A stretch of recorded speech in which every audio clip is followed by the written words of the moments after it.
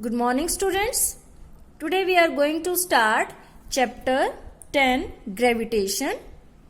Till now we discussed in chapter 8 in motion that the objects move. They have some velocity, they gain some acceleration like that.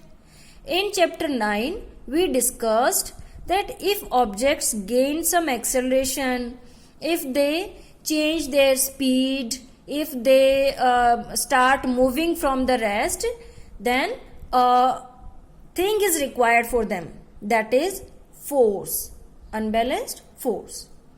Now in chapter 10 we will discuss about force of gravitation.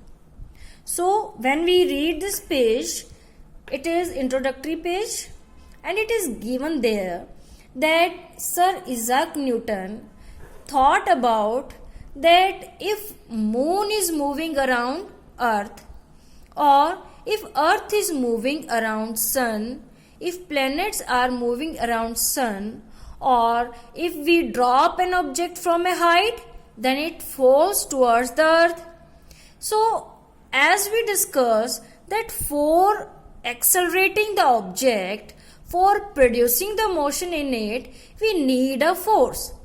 And if these objects are changing their state, or if these objects are moving, it means there should be some force which are acting on these objects. So in this concept, if earth is moving around sun, it means there would be some force. Finally he got that force is applied by sun, which is applied on the earth, and the earth is moving, and so on.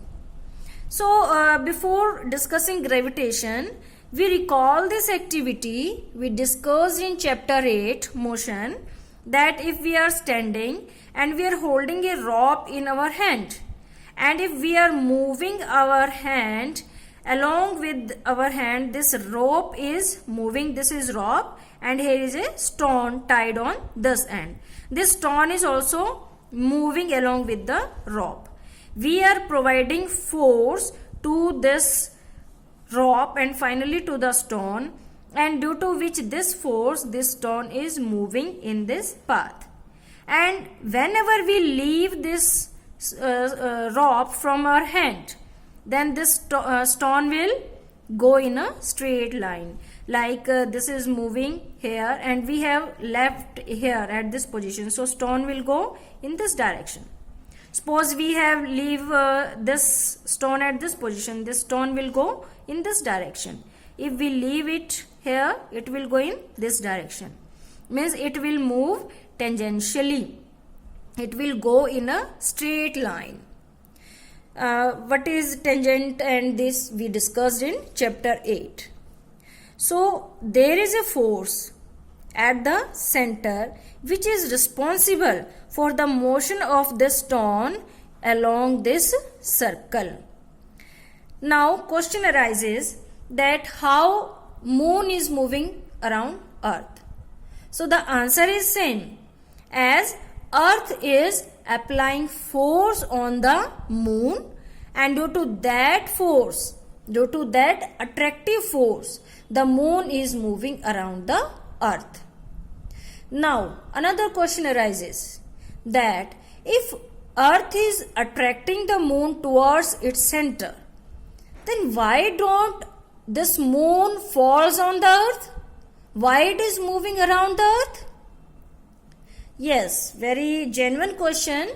Actually what happens that if this force known as centripetal force is acting towards the center, then according to Newton's third law of motion, another force of same magnitude but in opposite direction arises, and which acts in opposite direction.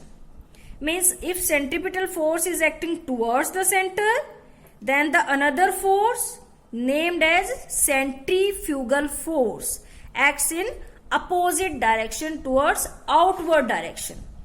And both these two forces balances each other and due to this balanced force, these objects are moving in a circle.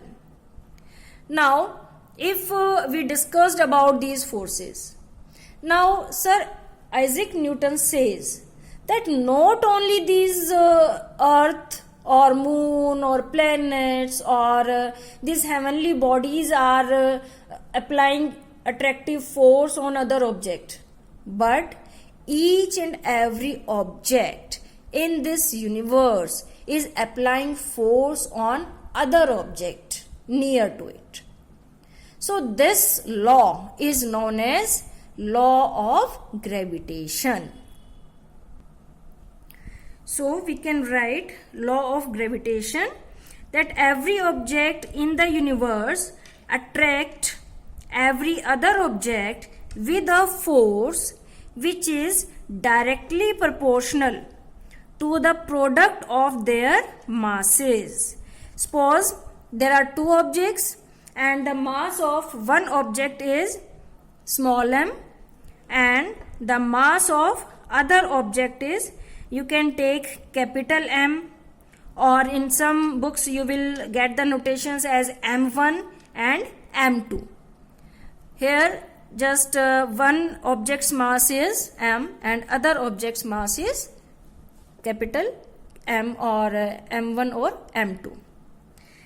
And that force by which these objects attract, that is inversely proportional to the square of distances between them. If we consider that one object is this and this is another object, suppose its mass is M and its mass is M.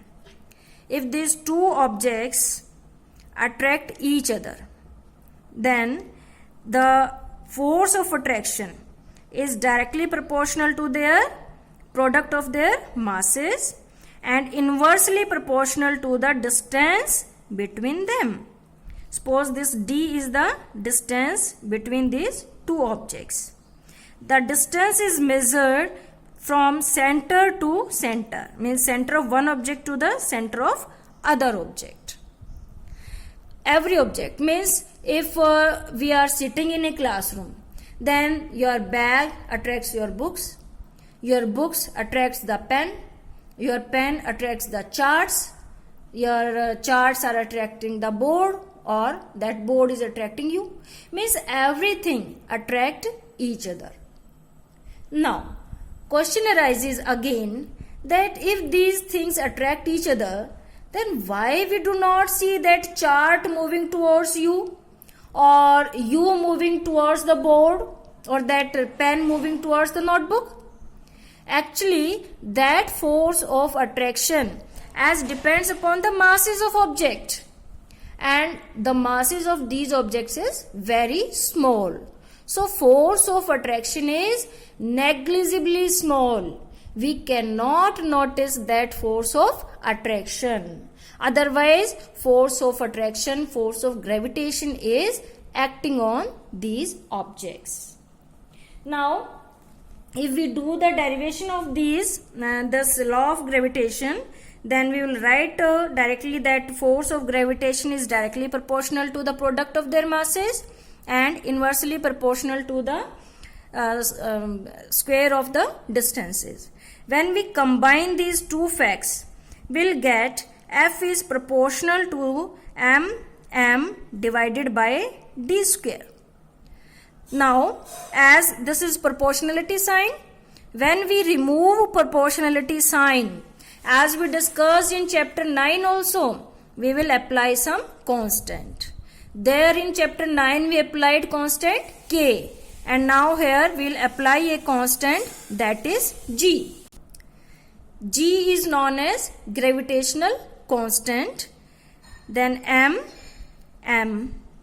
divided by d square, and the value of this G, it has been calculated, that is very small. Let us write its value, G equal to 6.667, or directly we'll write 6.67 into 10 is to power minus 11.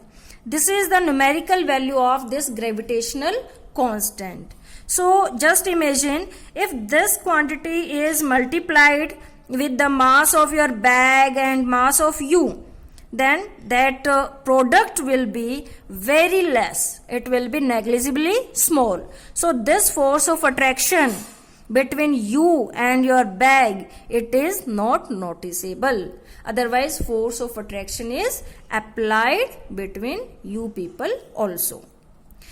Now we will write its unit.